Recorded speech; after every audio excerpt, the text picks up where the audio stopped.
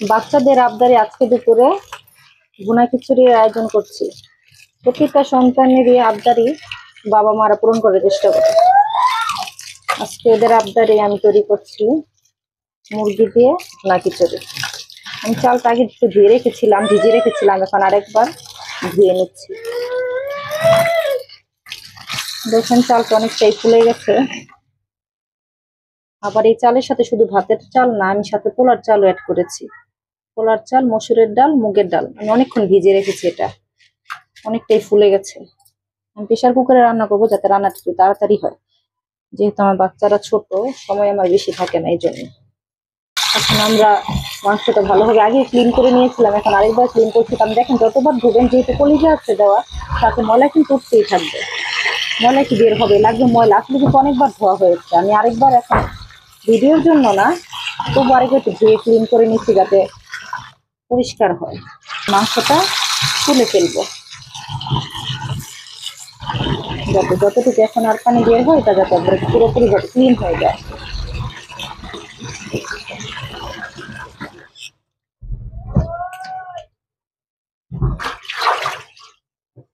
সুবিধার্থে আগেই গরম পানি দিয়ে রেখেছি। দেখেন বলক এসে পড়েছিলাম, একটু কমিয়ে দিয়েছি। আর এদিকে আমি প্রেশার কুকারে রান্নাটা করবো যাতে একটু তাড়াতাড়ি হয়। প্রেশার কুকারটা আমি আগেই ধুয়ে রেডি করে রেখেছি, এখন প্রেশার কুকার আমি রান্না শুরু করবো। ভালোভাবে গরম হয়ে গেছে, ভিতরে কোনো পানি নেই। এখন আমি পরিমাণ মতো তেল দিয়ে দিচ্ছি। আমাদের বাসায় আমরা সয়াবিন তেল খাই ভাজা পোড়ার জন্য, সরিষা তেলটা একটু বেশি খাওয়া পড়ে। আমাদের এটা শহরের বাসা হলেও নারায়ণগঞ্জের ভিতরে মোটামুটি এটা যে আমাদের এখানে মনে করেন সরিষার তেল ভাঙাতে আসে মেশিনে, তো এখান থেকেই আমার আব্বু সব সময় তেল ভাঙিয়ে নিয়ে আসে। এটা গরম হয়ে গেছে, এখন আমি একটার ভিতরে দিচ্ছি হাফ কাপ থেকে একটু বেশি, পুরো 1 কাপ না। দেখেন এতটুকু পেঁয়াজ, এতটুকু তো হয়ে যাবে, এতটুকু তো হয়ে যাবে। এখন একটু পেঁয়াজটা একটু হালকা বাদামি হলে তখন আমি এটার ভিতরে প্রয়োজন মতো আদা রসুন যা যা লাগে মতো সবই দিই। দেখেন লাল হয়ে যাচ্ছে। এখন আমি যেটা আগে লবণ দিয়েছি, এখন সেটার সম্ভাবনা কম। এখন আমি আদা রসুন দিয়ে দিব পরিমাণ মতো। এখানে আদা রসুন জিরা একসাথে পেস্ট করা আছে। আমরা এভাবে একবারেই করে রাখি সবকিছু, আর একটু লাগবে। তো হলুদ 1.5 চামচ পরিমাণ। আমি আমার আইডিয়া বলছি, আপনাদের যতটুকু যার পরিমাণ অতটুকু দিয়ে নেবেন। এখানে আমাদের এই অনুযায়ী আমি দিচ্ছি। একটু ঝাল বেশি মোটামুটি একবারে খাই না, আবার কমও খাই না, মিডিয়াম। পানি দিয়ে রেখেছি, এখন এখান থেকে আমি কিছুটা গরম পানি দিব এটার মধ্যে কষানোর জন্য।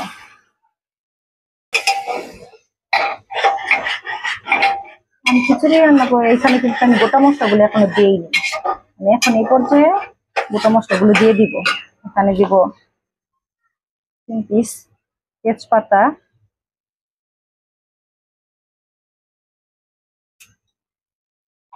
কয়েক পিস, 3-4 পিস দিলেই হবে দারচিনি, 5 পিস এলাচ। ভিতরে আমি আর কিছু দিব না, পরে ড্রাই করে আপনারা দেখবেন। দেখেন কালারটা কিন্তু খারাপ হয়নি। এটার ভিতরে মাংস যখন যাবে, যখন খিচুড়িটা পুরো হবে, তখন কালারটা কিন্তু ভালো হবে। দেখেন আমার তরকারি কিন্তু অনেকটাই কষানো ভালোভাবেই হয়ে গেছে। দেখেন তরকারি কালারটা বেশ ভালো এসেছে, এখন পর্যন্ত ভালোই লাগছে। এখন আমরা এই পর্যায়ে মাংসটা দিয়ে দিব, বেশ ভালোভাবেই চড়ে গেছে। এখন আমি মাংসটা দিয়ে দিব।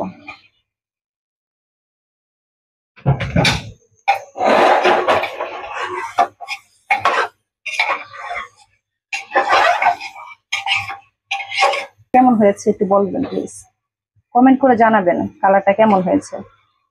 যেহেতু আমি এই প্ল্যাটফর্মে নতুন, আমি অনেক কিছুই জানি না, বুঝি না। যদি কোনো ভুল হয়, সবসময় ট্রাই করবো ভালো করার। এরপর যদি কোনো ভুল হয় প্লিজ ভুলটা ধরিয়ে দিবেন।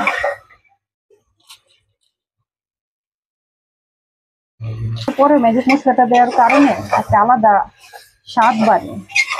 খেতে ভালো লাগে। এটা যে মুরগি যেমন মনে করেন একটা আলাদা অনেক সময় সেন্ট বের হয়, খিচুড়ি রান্না করলে ওই জিনিসটা মনে করেন সেন্ট বলতে একটা মুরগি একটা গন্ধ থাকে, যেমন অনেক সময় মশলা দিলেও না খিচুড়ির ভিতর যখন একসাথে দিয়ে দিই ঘ্রাণটা একটু অন্যরকম লাগে। অনেক সময় মাংস থেকে একটা গন্ধ আসে খিচুড়ি রান্না করে, বোনা খিচুড়িটা বলেন আর পাতলা খিচুড়ি, তো ম্যাগি মশলাটা দিলে তখন আর কেমন হয় না, ভালো একটা ঘ্রাণ আসে। 10 মিনিটের মতো করলেই হয়ে যাবে। তো প্রেশার কুকারে বোনা খিচুড়ি তো রান্না করবো, এটা 10 মিনিটের মতো হলেই হয়ে যাবে। এর থেকে বেশি করতে গেলে এটা গলে যাওয়ার সম্ভাবনা আছে। 10 মিনিট হয়ে গেছে আমার কষানো। 10 মিনিট একটু বেশি হবে, কম হবে না। দেখেন আমরা কত সময় বাইরে যাই, বাইরে রেস্টুরেন্টে যাই খিচুড়ি খাওয়ার জন্য, বিভিন্ন কিছু খাওয়ার জন্য। রেস্টুরেন্টে কিন্তু এগুলো দিয়ে ভাবেই রান্না করে, আমরা কিন্তু অল্প খরচে আরো বাসায় ফ্যামিলির সবাইকে নিয়ে একসাথে খেতে পারি। দেখেন আমাদের বাসায় কি চিল্লাচিল্লি শুরু হয়ে গেছে বাচ্চাদের, খাবারের সময় হয়ে গেছে, বাচ্চারা গ্রানে আশেপাশে ঘুরছে। আসলে কালারটা মাশাআল্লাহ দিলে খুব ভালো হয়েছে, খেতে ইনশাল্লাহ আশা করি ভালো হওয়ার কথা। দেখি রান্নার পরে কি হয়, সবাই কি বলে। আপনারা বাইরের বিভিন্ন জায়গা থেকে বিভিন্ন ভাবে আপনারা খিচুড়ি নিয়ে আসেন, এই জায়গায় খিচুড়ি খুব মজা, এই জায়গায় খিচুড়ি খুব মজা। আপনার বাসায় এটা ট্রাই করে দেখতে পারেন এভাবে রান্না করে। আমার বিশ্বাস রেস্টুরেন্ট থেকে কোনো অংশে কম হবে না, খুব ভালো হবে। এভাবে রান্না করলে খুবই ভালো হবে। দেখেন পুরোপুরি ভাবে একবারে তেল উঠে এসে পড়েছে। এই পর্যায়ে এখন আমরা ধুয়ে রাখা চালটাকে ভিতরে অ্যাড করে দিই, দিয়ে এখন আমি আর একটু কষিয়ে নিব। চালগুলো কত কম ছিল, অনেকক্ষণ যাবত ভিজিয়ে রাখার কারণে চালগুলি ফুলে ডাবল হয়ে গেছে। সময় আমরা চাল ভিজিয়ে রাখি অনেকক্ষণ, দীর্ঘক্ষণ চাল ভিজিয়ে রাখি, তাতে হয় কি নতুন চাল থাকে ভিজিয়ে রাখলে দীর্ঘক্ষণ পানিতে, তখন হয় কি চালটা যখন আমরা রান্না করলে যে ভিজে যায়, তখন কিন্তু রান্না করলে ভাতটা ভিজে যাবে না। পুরান চাল কিন্তু সহজে ভিজে না, নতুন চাল কিন্তু আমরা রান্না করলে অনেক সমস্যা, ভিজে যায়। চাল দীর্ঘক্ষণ ভিজে রাখলে এই ভিজানোর সমস্যাটা আর হয় না। দেখেন কষানোর সময় যেটা না লেগেছে একটু কত কিন্তু নাড়া দিয়ে দিতে হবে। যে দেখেন হালকা একটু লেগেছে, এটা লেগে যায়নি, এটা লেগে নিচ থেকে যে হচ্ছে কষানো এটা আমাদের বোঝা যায়।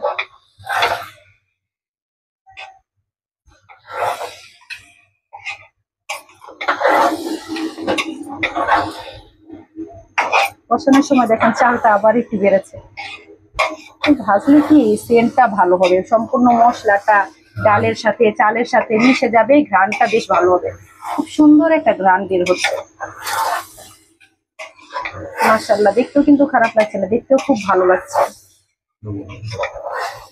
আমি এখন একটা টমেটো আর কয়েক পিস আনাম কাঁচামরিচ দিই, যেহেতু আমি শুকনো মরিচের ঝাল দিয়েছি তাই আমি এমন কিছু এত বেশি এখন আর ঝাল দিব না, কারণ যতটুকু ঝাল হয়েছে 2 চামচের মতো আমি দিয়েছি। এই পর্যায়ে আমি একটা টমেটো আর কয়েকটা কাঁচামরিচ দিয়ে দিব।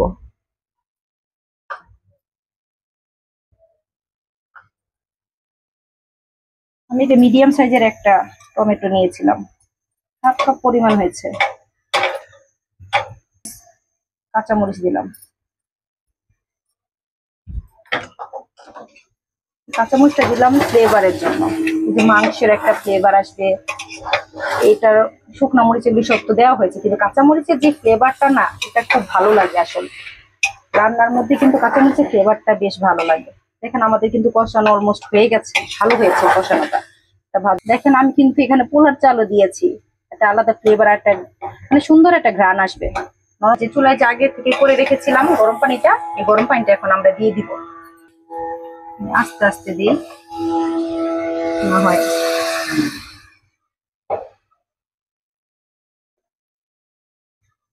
এটা কোনো আমার মাপ না, একবারে ঝরঝরা করবো না, মিডিয়াম রাখার চেষ্টা করবো। আমি ঢাকনাটা এ পর্যায়ে লাগিয়ে দিব।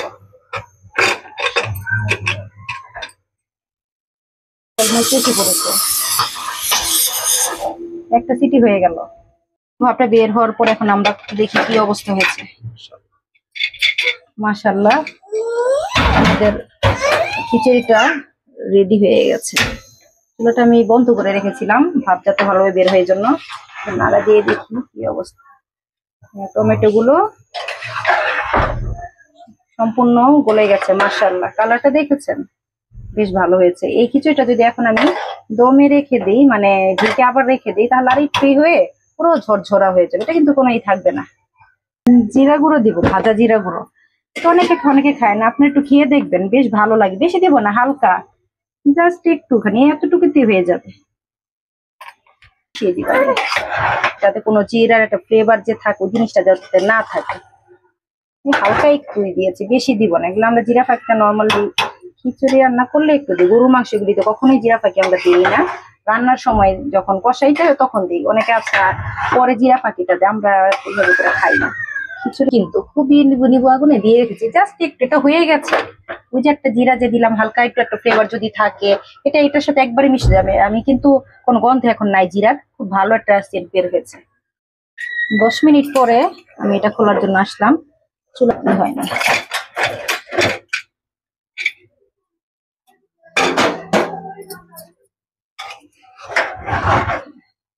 ঠিক আছে, আমি বলেছি না হয়ে যাবে। আমরা এখন এটা হয়ে গেছে, সম্পূর্ণ কমপ্লিট। যার জন্য মূলত রান্নার উদ্দেশ্য, আমার ছেলে যে ভুনা খিচুড়ি খেতে চেয়েছে, আমি তাকে প্রথম পরিবেশন করছি। দেখি আমার ছেলে খেয়ে কি বলে। আপনারা প্লিজ কমেন্ট করে জানাবেন রান্নাটা কেমন হলো।